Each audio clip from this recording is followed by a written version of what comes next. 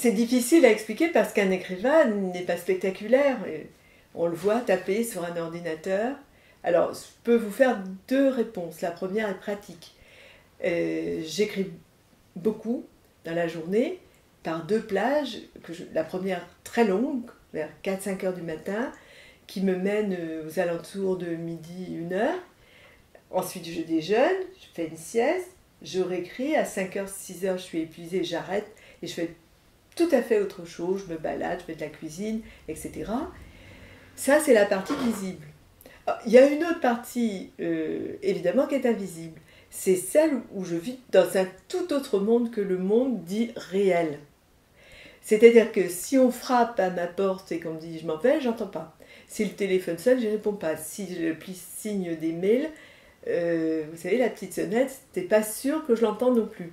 Je vis avec le monde que je suis en train de recréer, soit que je reconstitue, par exemple pour Beauvoir et Deleuve, Marie Curie, soit que je l'explore, comme dans La fille à histoire au sorti de rien, soit que je l'imagine, comme certains de mes livres, comme La forêt d'un 29, etc.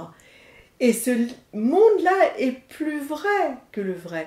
D'où mon indifférence à tout ce qui peut se passer dehors, la pluie, le beau temps, l'heure. Quelquefois, je me retrouve ici dans l'obscurité et j'écris à la seule lumière de mon ordinateur. Je suis exactement semblable à ce que j'étais enfant quand j'ai commencé à me raconter des histoires avec la boîte à boutons. Tout pouvait arriver dans ma famille, des disputes, des cris dehors dans la cour, ou avec le voisin qui était quand même assez violent, quelquefois alcoolique. Là aussi, la pluie, le beau temps, j'entendais pas. Ce qui comptait, c'était le monde que je vivais, que je créais, et dans le fond, ça m'a sauvée. Alors, il y a aussi des périodes où je n'écris pas, hein, je ne vais pas dans mon bureau, parce qu'il y a une forme d'incarcération aussi dans cette vie.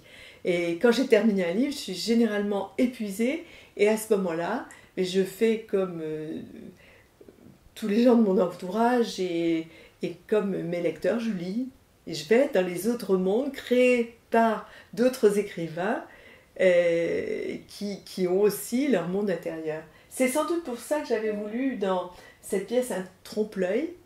Je ne sais pas si je le regarde, sans doute mon regard va errer sur ces lointains, mais c'est aussi le symbole, ce trompe-l'œil, du monde intérieur. En fait, il y a la mer alors que ça n'est qu'un mur de briques.